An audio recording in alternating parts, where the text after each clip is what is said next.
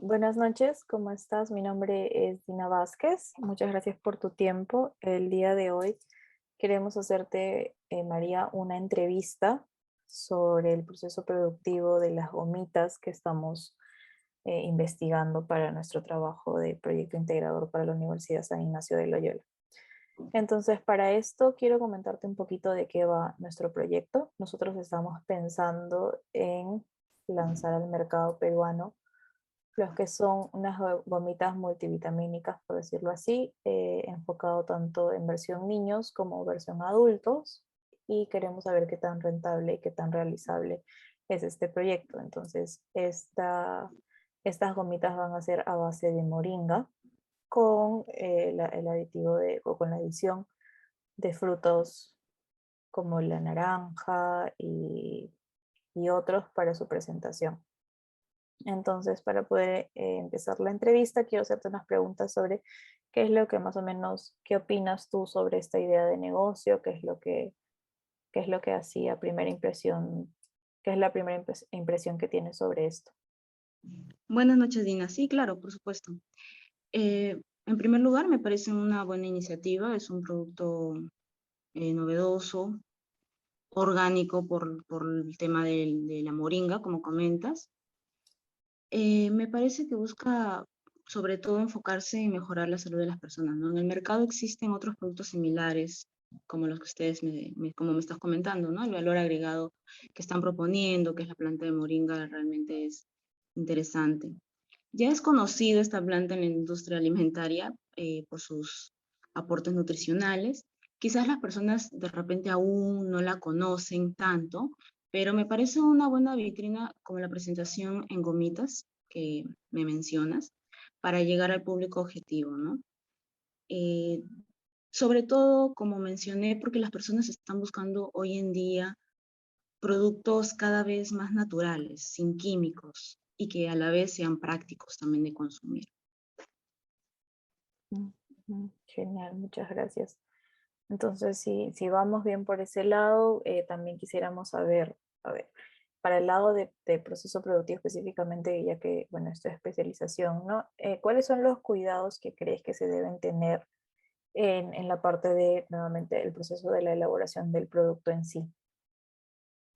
A ver, en el proceso de elaboración de las gomitas, en primer lugar, los agentes gelificantes, que se les controla el pH, la temperatura, los grados Brix. En el tema de los grados Brix, para darte un ejemplo, sirve para ver el porcentaje de refracción de la luz de la empresa, ¿no? Cuanto más se evapora el agua de la mezcla, los grados Brix pueden variar. Y los parámetros de la calidad me indicarían en qué punto más o menos se debe empezar a manipular la mezcla, ¿no? Por otro lado, ya al producto terminado se le tiene que medir el color para que todas las gomitas, supongamos, ¿no? De un mismo color, tengan un mismo tono, tanto en la textura de las mezclas, el peso unitario de cada producto que vamos a empaquetar también es importante. Ujú. Ok, eso es, bueno, eso es un punto súper importante. Sí, la presentación es uno de los puntos fuertes en realidad que estamos queriendo tocar, porque sí estamos enfocándonos en sector como que A B, entonces lo de la Claro. textura y los tonos nos puede, claro, eso es lo principal, ¿verdad? A modo de presentación. Aparte de esto, ¿tú cuál crees que quizás, o sea, esto que nos mencionas de repente me parece como que, bueno, los cuidados generales, pero una parte como que una parte de punto crítico del proceso productivo, ¿cuál crees que podría ser? A un punto crítico. A ver, en nuestro proceso productivo al menos los puntos creo que más críticos son los que interviene el hombre, ¿no? Ya que en realidad es un proceso semi-automatizado. Entonces manejamos este tipo de proceso, pero para el caso de las máquinas solo basta con programarlas, ¿no? Darle un correcto mantenimiento preventivo, pero en las actividades donde intervienen los operarios es donde tenemos la mayor incidencia de fallas de producción, ¿no? Por ejemplo, Ujú. en la primera etapa del proceso, en donde se realiza la preparación de la mezcla, generalmente a veces los operarios no cuidan bien la temperatura de la cocción, o la mezcla se termina gelatinizando demasiado. Por otro lado, también los procesos manuales implican un tiempo estándares, ¿no? Que están sujetos a un componente de fatiga, como podrás comprender. Entonces, Ujú. dependiendo del turno, a veces del día, de la semana, la producción de la planta puede aumentar o disminuir en función a los operarios, ¿no? Estamos tratando de buscar automatizar toda la línea para no tener estos inconvenientes en el futuro, pero creo que eso podría ser un punto crítico en el proceso productivo de su proyecto, ¿no? Si lo fueran a ejecutar. Ok, ok, ok. Listo, entonces, como que la parte de la maquinaria está al 100, pero la parte en la que están los hombres o el trabajo hombre ya es un poco más difícil de controlar y que eso sí nos puede afectar en la parte de control como que de calidad, por así decirlo. Sí, las máquinas, Ujú. como Claro, entenderás, se pueden programar, se pueden calibrar, pero en la parte claro. manual es donde pueden ocurrir algunas incidencias, ¿no? Ok. Y estas incidencias con, bueno, más que todo para el lado de los ingredientes de repente, a ver, ¿qué cuidados crees que tú se deberían de tener en el proceso productivo, ¿no? En base a los ingredientes y básicamente por qué. Bueno, ejercer un control de calidad intensivo en las materias primas, ¿no? Ujú, Se debe preservar la inocuidad alimentaria, que también es un requisito indispensable en cualquier empresa de alimentos, ¿no? Inspeccionada por distintos entes como, sabes, privados y públicos, ¿no? Controlar la apariencia, el color, el sabor, es muy importante porque es la presentación final, ¿no? La que va a nuestro público. En el caso de las materias primas sólidas, se deben controlar el tamaño de la partícula. Para los aceites se deben controlar la viscosidad, por ejemplo. En el caso de los líquidos se controla mucho el pH.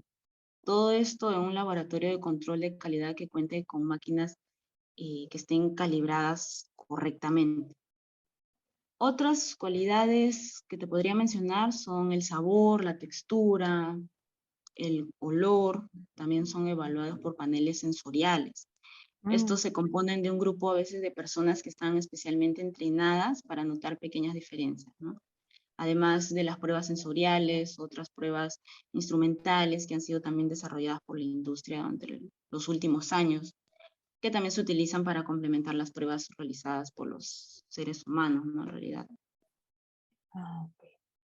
Bueno, eso sí no sabía mucho, pero gracias por la información. A ver, siguiendo las preguntas, ¿qué ingredientes crees que se podrían utilizar para darle una mejor consistencia a las gomitas? O ya que mencionaste justo unos puntos atrás que a veces por el tema de las horas que trabaja el hombre, a veces no siempre la fórmula queda igual, ¿no? Entonces, ¿qué ingrediente podría darle mejor consistencia en sí? Yo recomendaría la grenetina, ¿no? Es una gelatina sin sabor. Es una materia prima que precisamente le va a ayudar a la gomita a tener esa apariencia gelatinosa. Esta se compone aproximadamente de un 99% de proteína y bueno, el resto son sales mineras, así que también podría ayudarles a sumar algunos nutrientes a su producto, ¿no? Además que tiene colágeno, lo que también es bueno, ¿no? Para las personas adultas.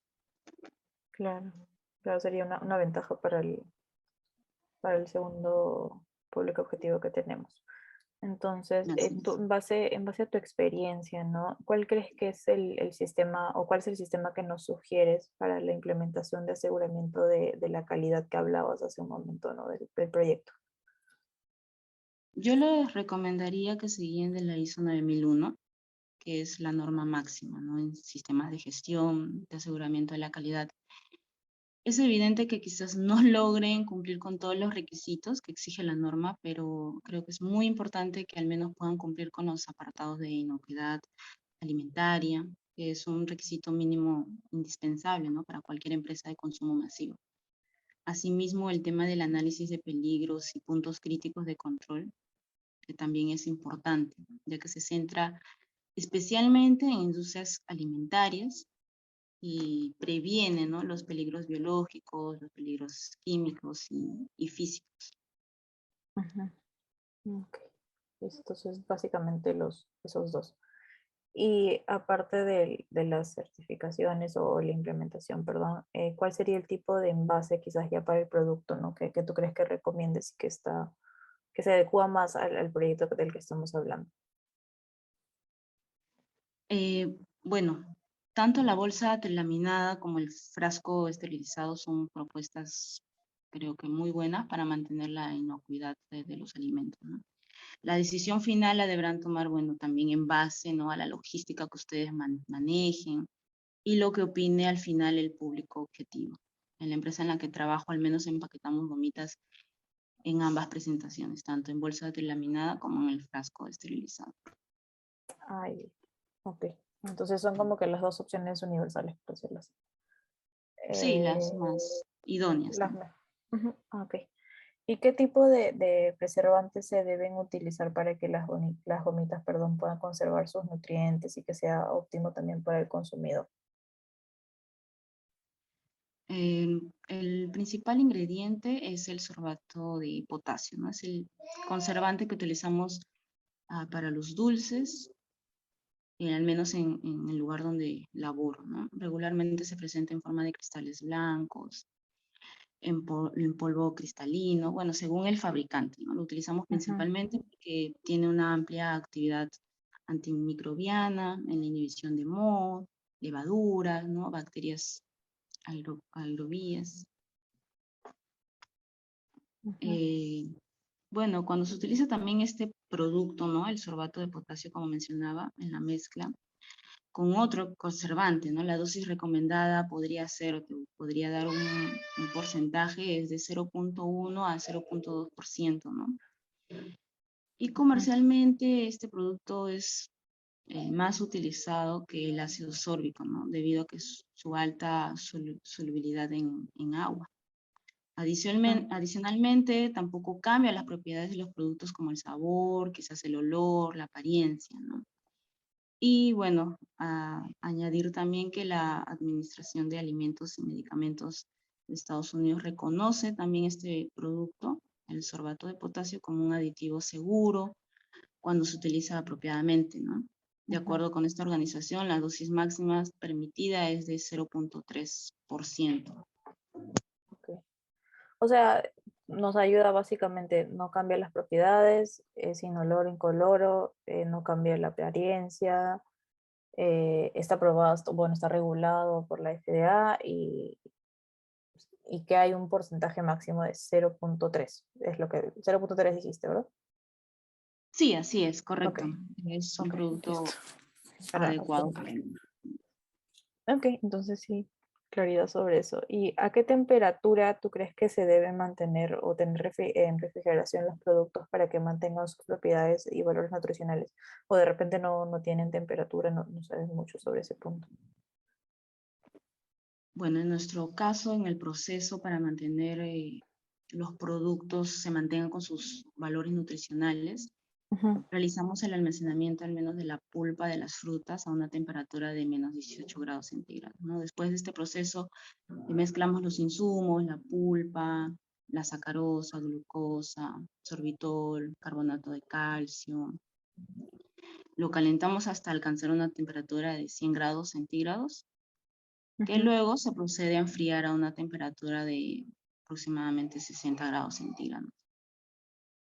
Ok, listo. O sea, más cuidado como que antes de y luego otro cuidado para el después de ya las gomitas Sí, en sí.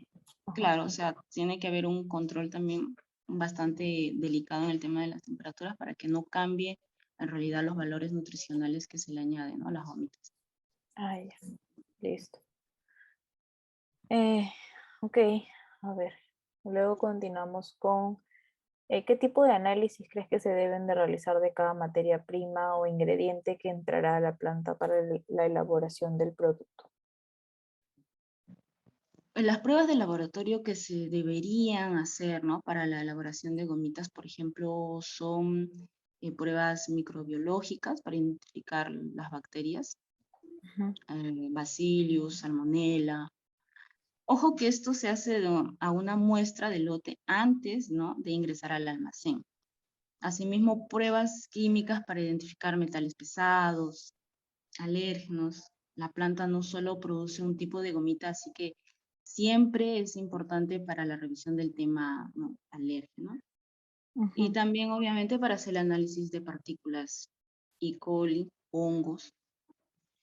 Te doy un ejemplo. En el caso de la grenetina, que es un producto o uno de los principales componentes, al menos de las gomitas que nosotros producimos, tiene una caducidad de 2 a más años. Mientras se mantengan sellados en su empaque original, en un sitio fresco y seco, con adecuada temperatura, estos se van a mantener de 2 años a más. ujú. Ok, pero para eso, claro, respetando todo lo que ya nos mencionaste antes, ¿no? Exacto, sí. Ujú. Entonces, bueno, ya con lo que nos hablas más o menos sobre la parte química y microbiológica, ¿tú crees que es necesario o es obligatorio, mejor dicho, que se realice una matriz de verificación del producto y cuál es su importancia? Sí, sí es obligatorio, ya que el análisis químico que nos permite obtener datos cuantitativos presentes en los alimentos, los podemos relacionar con la composición del valor nutricional del producto, ¿no? Algunos parámetros como el pH, actividad del agua, la humedad, en fin.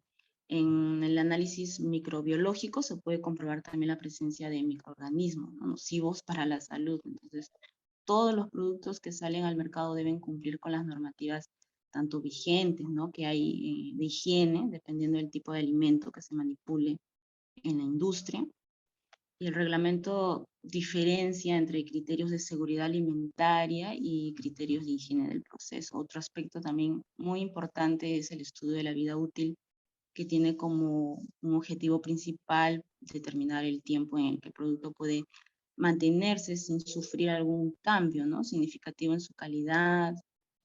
Y por último, el estudio nutricional, que analiza la composición nutricional de los alimentos como grasas, proteínas, azúcares, valores energéticos, ¿no?, etcétera. Entonces, la normativa siempre obliga a las industrias a facilitar en el etiquetado la composición de los productos, ¿no?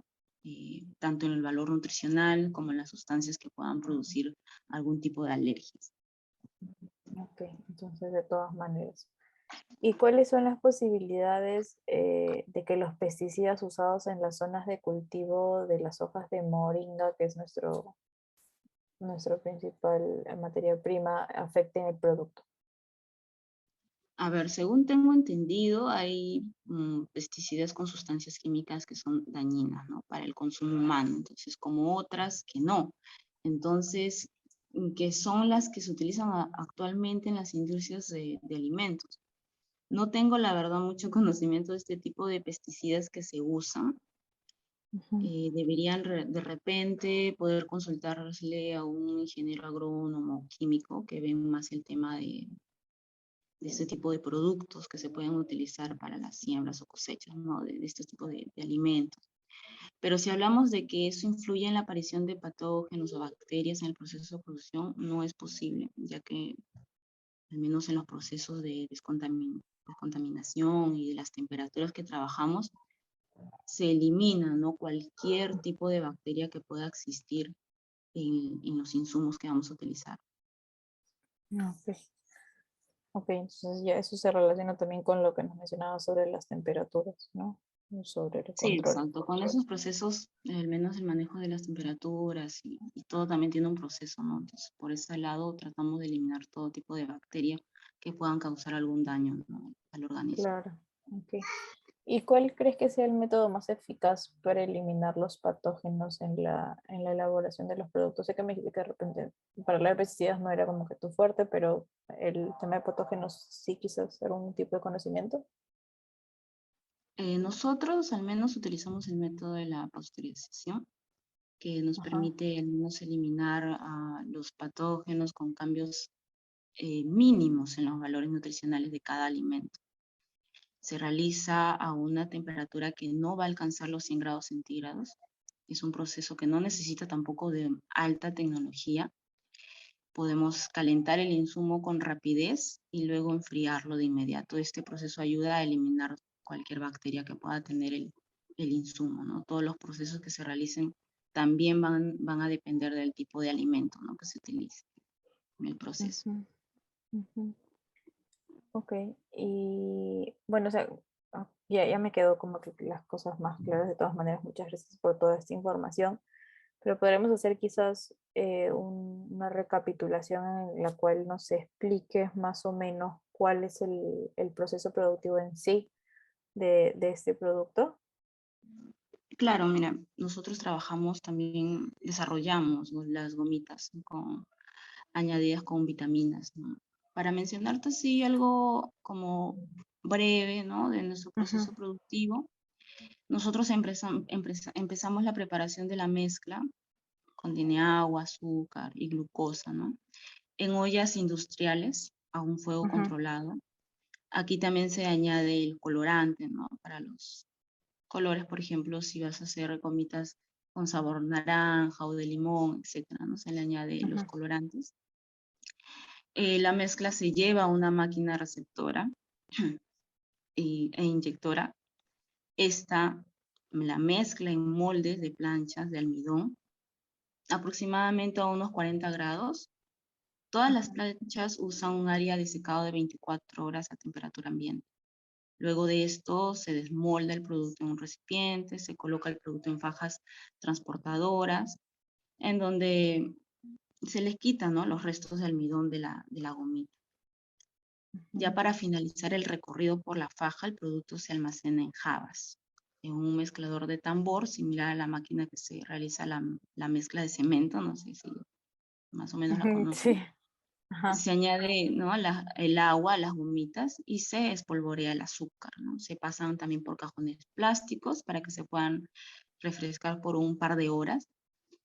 Se vierten en otros cajones para que sean llevadas a la máquina ya envasadora como proceso final, y se alimenta la máquina envasadora en una bobina de papel plástico que tendrá el logo de la marca, ¿no?, en este caso. Y se va virtiendo las gomitas en cada bolsa. Se encajan las bolsas y, bueno, se envían para el área de despacho.